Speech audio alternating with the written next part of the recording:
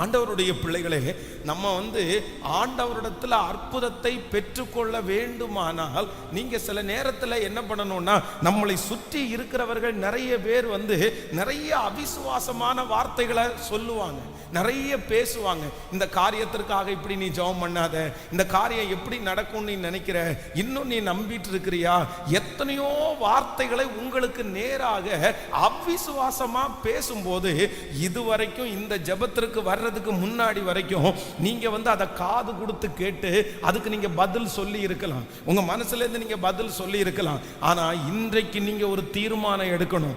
என்ன தீர்மானம் எடுக்கணும் அப்படின்னு சொன்னா, உங்களுடைய விசுவாச அளவை குறைப்பதற்கு பிசாசு என்ன அவிசுவாசமான வார்த்தைகளை உங்களுக்கு நேராக பேசினாலும் நீங்க ஒரு வார்த்தையை சொல்லணும், நான் இனி என்ன பண்ண மாட்டேன்னா அந்த வார்த்தைக்கு செவி கொடுக்க மாட்டேன், அந்த வார்த்தைக்கு செவி கொடுக்க மாட்டேன்.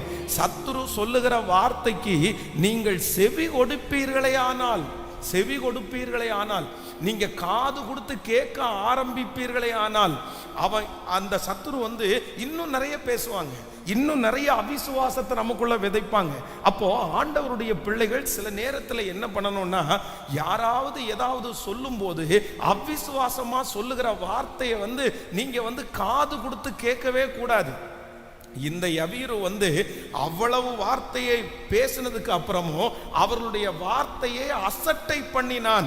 அவன் மறுமொழி எந்த வார்த்தையுமே அவங்களுக்கு சொல்லவே இல்லை. நம்ம இன்றைக்கு ஒரு தீர்மானத்தோட போனோம், ஆண்டவரே யார் என்னிடத்திலே அவிசுவாசமாய் பேசினாலும், என்னுடைய விசுவாசத்தை கெடுக்கிறது போல பேசினாலும் நான் என்ன பண்ண மாட்டேன்னா மறுமொழி அவர்களுக்கு தரப்போவது இல்லை. ஆமென். நான் அமைதியா இருக்க போறேன், நான் சும்மா இருக்க போறேன். நான் விசுவாசிக்கிற தேவன் இன்னார் என்று நான் அறிந்திருக்கிறேன். நான் விசுவாசிக்கிற தேவன் இன்னார் என்று நான் அறிந்திருக்கிறேன். கைகளை மேல உயர்த்தி சத்தமா அப்பாட்ட சொல்லுங்க, நான் விசுவாசிக்கிறவர். ஆமென்.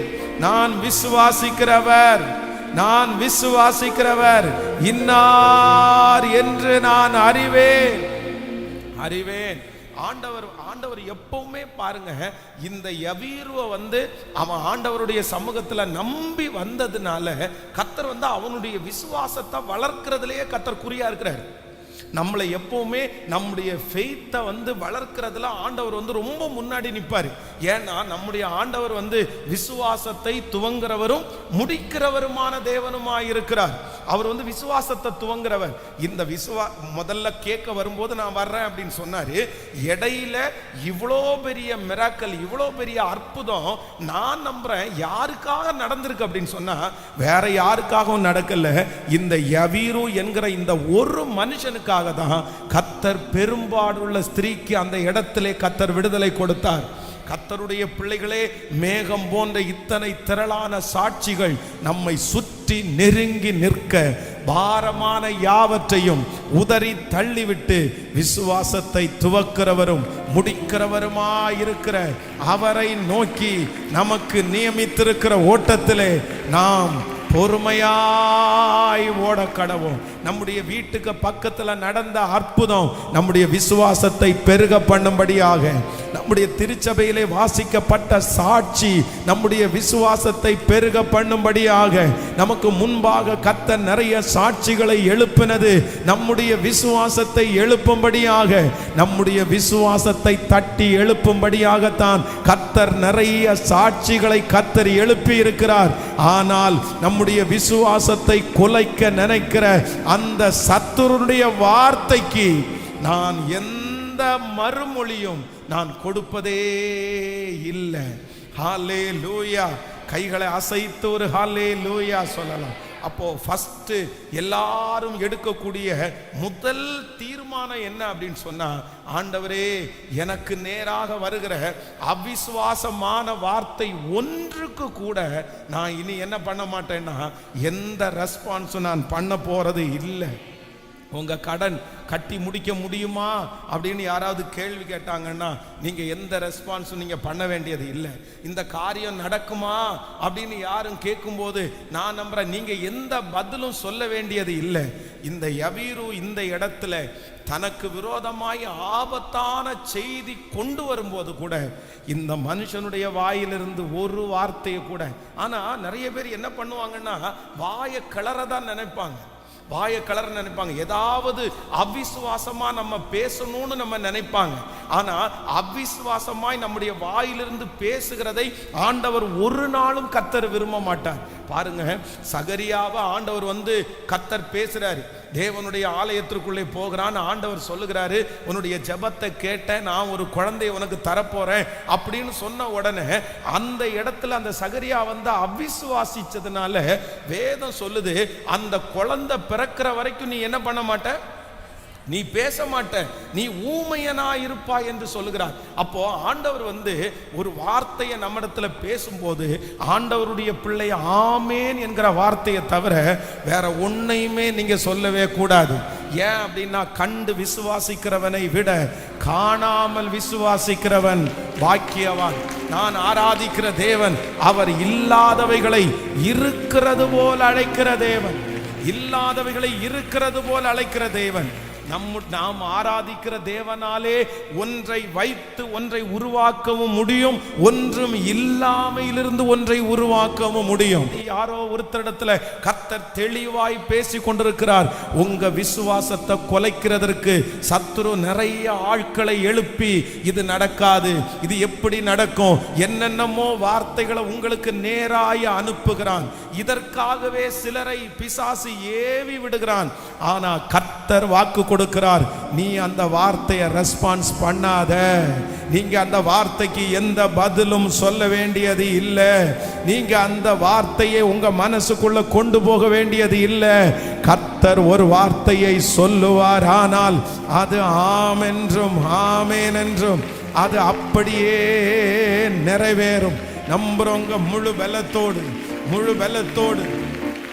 ஹalleluya, ஹalleluya, hallelujah, hallelujah. Thank you Jesus, thank you Jesus. Amen. ஒரு துக்க வீட்டிலிருந்து, ஒரு மரண வீட்டிலிருந்து வந்த வார்த்தை, ஒரு பயப்படுத்துகிற ஒரு வார்த்தை. ஆனா இந்த வார்த்தையை ஒரு தேவனுடைய பிள்ளை என்ன பண்றாங்கன்னா அப்படியே இக்னோர் பண்றாங்க.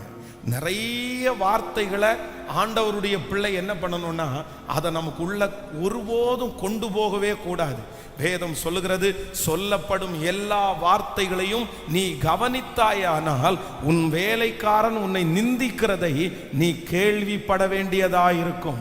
சொல்லப்படுகிற எல்லா வார்த்தைகளையும் நீ கவனித்தாயானால் உன் வேலைக்காரன் உன்னை நிந்திக்கிறதை கேள்விப்பட வேண்டியதா இருக்கும். அதனால ரொம்ப கவனமா இருக்கணும்.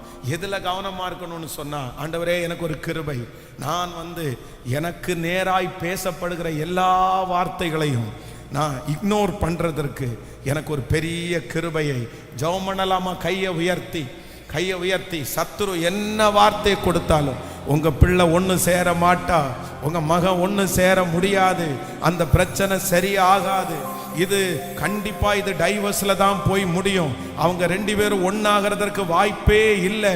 இப்படிப்பட்ட எத்தனை வார்த்தைகளை உங்களுக்கு சொன்னாலும் நீங்க சொல்லுங்க, அப்பா சமூகத்துல ஹalleluya, ஆமென். அந்த வார்த்தைகளை நான் ஏற்றுக்கொள்ள போவது இல்லை, ஏற்றுக்கொள்ள போவது இல்லை. ஆமென். மனிதர்கள் சொன்ன அந்த வார்த்தையை நான் ஏற்றுக்கொள்ள போவது இல்லை.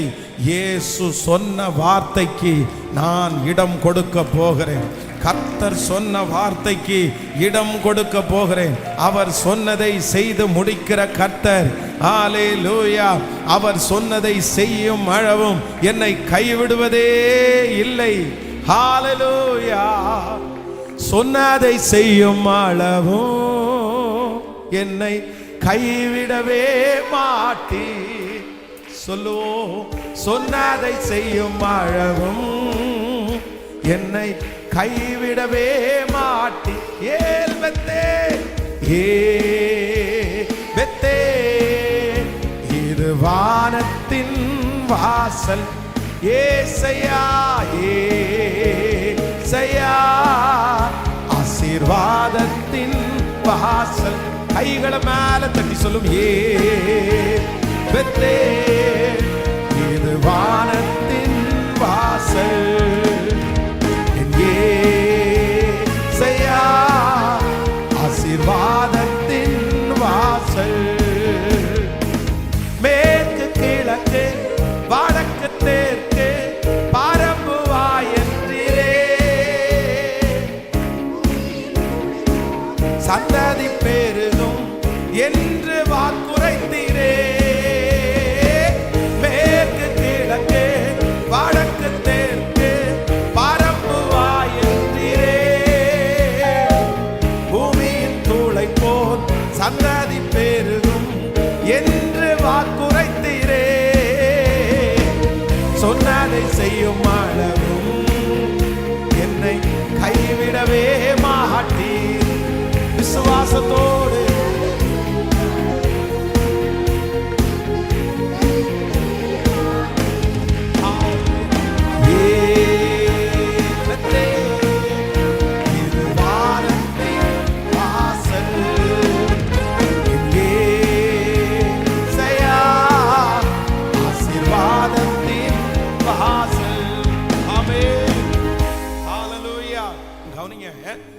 இந்த உலகத்துல எத்தனையோ பேர் நம்மை சுற்றி இருக்கிறவர்கள் இந்த அவிசுவாசமான வார்த்தைக்கு கீழ்ப்படிஞ்சாங்க. அவிசுவாசமான வார்த்தைக்கு அவங்களுடைய செவிகளை கொடுத்தாங்க. அதனாலதான் நிறைய பேர் இன்னைக்கு தோற்று போயிருக்கிறாங்க. நிறைய பேர் பாருங்க, இந்த மாதிரி சொல்லுகிற வார்த்தைய பலர் சொல்லுகிற வார்த்தையை ஏற்றுக்கொண்டார்கள். ஆமா ஆமா, நீ சொன்னபடிதான் என் புள்ள மரிச்சு போச்சது உண்மைதான், என் பிள்ளை இறந்து போயிருச்சு, இதுக்கு மேல ஒன்றும் பண்ண முடியாது, நீயே சொல்லிட்டல்ல, நீங்களே சொன்னதுக்கு அப்புறம் என்ன இருக்குது? அந்த மாதிரி நிறைய பேர் ஏற்றுக்கொண்டார்கள். ஆனா உண்மையான ஒரு தேவனுடைய பிள்ளை அவிசுவாசமான வார்த்தைகள் யார் பேசினாலும் நீங்க என்ன பண்ணிடக்கூடாது அப்படின்னு சொன்னா அதை ஏற்றுக்கொள்ளவே கூடாது. இது சரியாகாதுன்னு அவங்க சொல்ற வார்த்தை உங்க காதுக்குள்ள போகவே கூடாது. ஆண்டவர் உங்களை பார்த்து என்ன சொல்லியிருக்கிறார்னா, கர்த்தரால் ஆகாத காரியம் உண்டோன்னு தான் கர்த்தர் சொல்லி இருக்கிறார். இந்த காரியம் நடக்காதுன்னு அவர்கள் சொல்லி இருக்கிறார்கள். ஆனா கர்த்தர் சொல்லி இருக்கிறார், காற்றை பார்க்க மாட்டேன், மழையை பார்க்க மாட்டேன், வாய்க்கால்கள் நிரப்பப்படும் என்று தான் கர்த்தர் சொல்லி இருக்கிறார். ஆனால இன்னைக்கு நம்ம ரொம்ப தெளிவான ஒரு முடிவு எடுக்கணும். இந்த 100 days ஜெபம் பண்ணாலும் உங்களுடைய ஜெபம் எதுல ஒர்க் ஆகும்னா ஃபெய்த்ல தான் ஒர்க் ஆகும். அந்த விசுவாசத்துல தான் நமக்கு பலன் கொடுக்கும். விசுவாசம் இல்லாத ஜெபம் ஆண்டவருடைய சமூகத்துல போய் சேராது. விசுவாசம் இல்லாமல் ஆண்டவர் அற்புதம் செய்வது கூடாத காரியம். ஆண்டவருக்கு அற்புதம் செய்யணும்னா ஒரு திறமை வேண்டியதில்லை. ஆண்டவருக்கு அற்புதம் செய்வதற்கு நமக்கு வேற எதையுமே கர்த்தர் எதிர்பார்க்க. ஆனால் வேதம் சொல்லுகிறது, விசுவாசம் மட்டும் நமக்குள்ளே இருக்குமானால் இந்த சமுத்திரத்திலே தள்ளுண்டு போ என்று சொன்னால் கூட அதற்கு கர்த்தர் அற்புதம் செய்கிறதற்கு வல்லவர். ஆனால நிறைய ஆண்டவருடைய பிள்ளைகள், விசுவாச வீரர்கள் நிறைய பேர் இந்த மாதிரி யவீருக்கு சொல்றது மாதிரி வார்த்தையை சொன்ன உடனே அதை ஏற்றுக்கொண்டாங்க. அப்படியா, அப்ப எனக்கு இவ்வளவுதானா, நான் இனி எழும்ப முடியாதா அப்படின்னு போய் தற்கொலைக்கு போனவங்க எத்தனையோ பேர், வாழாம போனவங்க எத்தனையோ பேர், ஆண்டவரை விட்டு போனவங்க எத்தனையோ பேர். ஆனா இந்த யவீருவ மாதிரி சில விசுவாச வீரர்களை, வீராங்கனைகளை கர்த்தர் இன்னைக்கு தேடி வந்திருக்கிறார். உங்களை கர்த்தர் தேடி வந்திருக்கிறார். அந்த பிசாசு சொன்ன வார்த்தையை நான் இக்னோர் பண்றேன், அந்த மனிதர்கள் சொன்ன வார்த்தையை நான் ஏத்துக்க மாட்டேன், அதுக்கு எந்த பதிலும் நான் சொல்ல மாட்டேன், அதுக்கு எந்த பதிலும் இல்லை. என்னை முன்குறிச்சவர் என்னை நடத்துவார், எனக்கு விசுவாசத்தை துவங்கினவர் என்னை நடத்துவார். என் விசுவாசத்தை பெருக பண்ணுகிறதற்கு எனக்கு முன்னாடி அற்புதங்களை காமிச்ச தெய்வம் எனக்கு இன்றும் அற்புதம் செய்கிறதற்கு வல்லவர். என்னுடைய இருதயத்துக்குள்ளே மனிதர்கள் பேசின வார்த்தைகள் எல்லாத்தையும், அவிசுவாசமான வார்த்தைகள் எல்லாத்தையும் நான் இப்போல அழிக்கிறேன். நீங்க அழிச்சிடணும். உங்க பிள்ளைகளை குறித்து பேசின வார்த்தைகளை நீங்க அழிக்கணும். உங்க எதிர்காலத்தை குறித்து பேசின வார்த்தைகளை நீங்க அழிக்கணும். அதை ஏற்றுக்காதீங்க, அதுக்கு ஜீவன் கொடுக்காதீங்க, அதை நம்பாதீங்க, அதுக்கு உங்க காதுகளை நீங்க செலுத்த கூடாது. அது சத்துருடைய மிகப்பெரிய தந்திரம். பாருங்க, தாவீது வந்து கோலியாத்திற்கு முன்பாக போய் நிற்கிறான். கோலியாத்தை ஏற்கனவே 40 நாள் எச்சரித்து இருக்கிறான். 40 நாளா என்ன சொல்றான் அப்படின்னு சொன்னா, யாராவது ஒருத்தர் வாங்க, என் கூட யுத்தம் பண்ணுங்க, என்ன ஒருத்தனை நீங்க ஜெயிச்சீங்கன்னா நான் அத்தனை பேரும் உங்களுக்கு பின்னாடி வந்துடுறோன்னு கத்திட்டே இருக்கிறான். அப்போ நான் நம்புறேன், அவ்வளவு இஸ்ரவேலிய படைகள் இருக்கும் போது ஒருத்தர் கூட முன்னாடி போயிருக்க மாட்டாங்களா? ஒருத்தர் கூட அந்த உணர்வு வந்திருக்காதா? நான் நம்புறேன், யாராவது ஒருத்தர் முன்னாடி கொஞ்சம் போலாம், சரி பார்த்துக்கலாம், இவன் என்ன பெரிய ஆளா, நம்ம போலாம் அப்படின்னு சொல்லி கர்த்தர் நம்மோட இருக்கிறாருன்னு விசுவாசத்தோட காலடி எடுத்து வச்சா, அங்க இருக்கிற 2 பேர் என்ன சொல்லியிருப்பாங்க? டேய், உனக்கு எதுக்குடா இந்த வேலை, தேவையில்லாத வேலை, நீ போய் என்ன ஜெயிச்சிருவியா? உன்னால ஜெயிக்க முடியுமா? உன்னால ஜெயிக்க முடியாது, நீ கொஞ்சம் அமைதியா இரு, பாரு அவன் எத்தச்சோட ஆளா இருக்கான், கிட்டத்தட்ட 9 அடி இருக்காண்டா அப்படின்னு சொன்ன உடனே இந்த மாதிரியே ஒருத்தருக்கு ஒருத்தர் பேசி பேசி பேசியே நிறைய பேர் பின்னாடி இருக்கிறாங்க. இப்ப தாவீது அந்த இடத்துல வராரு. தாவீது என்ன சொல்றாரு அப்படின்னு சொன்னா, இல்ல ஒரு விசை சிங்கம் ஒரு விசை கரடி, இவன் சிங்கத்தை போல இருப்பான், கரடியை போல இருப்பான், இன்னைக்கு நான் பாருங்க இவனை ஜெயிச்சிருவேன்னு சொன்ன உடனே அதே வார்த்தையை பேசுறாங்க. நீயோ இளைஞன், அவனோ தன் சிறு வயது முதலே யுத்த வீரன், அவனை ஜெயிக்கிறதுக்கு ஒன்னால முடியாது. நான் சொல்றேன், என்ன ரெஸ்பான்ஸ் கொடுத்தான் தாவீது? அவர் என்ன ரெஸ்பான்ஸ் கொடுத்தாரு? என்ன சொல்ற? ஒண்ணுமே சொல்லல.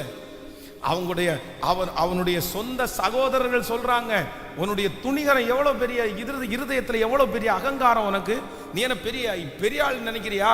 நீ வந்து அந்த கொஞ்சம் ஆடுகளை நீ மேய்ச்சிட்டு இருக்கிறவன், உனக்கு சும்மா தேவையில்லாம பேசிட்டு இருக்காத அப்படின்னு சொல்றாங்க. ஆனா வேதம் சொல்லுது, தாவீதுனுடைய காதுக்குள்ள நெகட்டிவா பேசுகிற, அவிசுவாசமா பேசுகிற எந்த வார்த்தையும் உள்ள போகிறதற்கு தாவீது இடம் கொடுக்கவே இல்லை. அவனுடைய காதுகளுக்குள்ளே ஒரே ஒரு வார்த்தை மட்டும்தான் உள்ள இருந்துச்சு, நான் இஸ்ரவேலின் இராணுவங்களின் தேவனுடைய நாமத்தினால, இஸ்ரவேலின் தேவனுடைய நாமத்தை, இராணுவங்களின் அந்த தேவனுடைய நாமத்துல இன்றைக்கு நான் போறேன், கர்த்தர் அவனை என் கையிலே ஒப்பு கொடுப்பார். ஹல்லேலூயா. நம்ம எல்லாரும் இன்னைக்கு சொல்ல போறோம், நீங்க நிக்கிறது கர்த்தர் பலத்துல, நீங்க நிக்கிறது கர்த்தர் வார்த்தையில, நீங்க நிக்கிறது ஆண்டவர் உங்களுக்கு கொடுத்துக்கிற வாக்கு தத்தத்துல, நீங்க ஆரம்பிச்சது ஆண்டவருடைய வாக்கு தத்தத்துல. உங்க கண்ணுக்கு முன்னாடி நிறைய அற்புதத்தை ஆண்டவர் காமிச்சிட்டாரு, நிறைய மனுஷங்களை ஆண்டவர் காமிச்சிட்டாரு. இது வரைக்கும் உங்களுக்குள்ள இருக்கிற அந்த கொஞ்சம் ஃபெய்த் கூட அது யாரால் உண்டானதான்னா கர்த்தரே உங்களுக்குள்ள உண்டு பண்ணினார். கர்த்தர் நிறைய பேரை கர்த்தர் காமிச்சார்.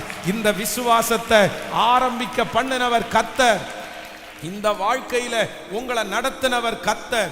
நிறைய பேருக்கு இல்லாத ஃபெய்த்தை கர்த்தர் உங்களுக்கு தந்தார். இப்பொழுது கொஞ்ச காலமாய் யாரோ பேசுகிற வார்த்தையை கேட்டு உங்க விசுவாசத்தை விட்டு பின்னாடி போயிருப்பீங்கன்னா, இது நடக்காதோன்னு பின்னாடி போயிருப்பீங்கன்னா, என் பிள்ளைங்க ஒண்ணு சேர வாய்ப்பில்லையோன்னு பின்னாடி போயிருப்பீங்கன்னா, ஆண்டவர் இன்னைக்கும் மறுபடியும் உங்க கரத்தை பிடிச்சு சொல்றாரு, அந்த வார்த்தையை கேட்காத, அந்த வார்த்தைக்கு ஜீவன் கொடுக்காத, அந்த வார்த்தையை நம்ப வேண்டாம், அந்த வார்த்தையில எதுவும் இல்லை. ஆனால் கர்த்தர் சொன்ன வார்த்தை ஒரு நாளும் நிறைவேறாது. இப்போ கைகளை மேல உயர்த்தி எல்லாரும் சத்தமா ஜெபம் பண்ணுங்க. உங்க இருதயத்துக்குள்ள இருக்கிற அந்த வார்த்தையை வெளியே எடுத்து போடுங்க.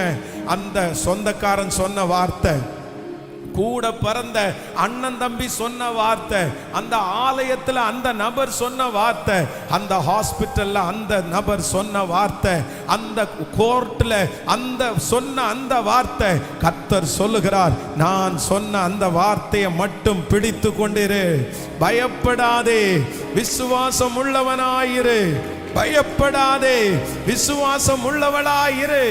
இக்னோர் பண்ணுங்க, அது எனக்கு வேண்டாம், அந்த வார்த்தையை நான் இக்னோர் பண்றேன் சொல்லுங்க, அந்த வார்த்தையை நான் எடுத்து போடுறேன், அந்த வார்த்தை இனி நிறைவேற போவது இல்லை. ஹல்லேலூயா, ஹல்லேலூயா.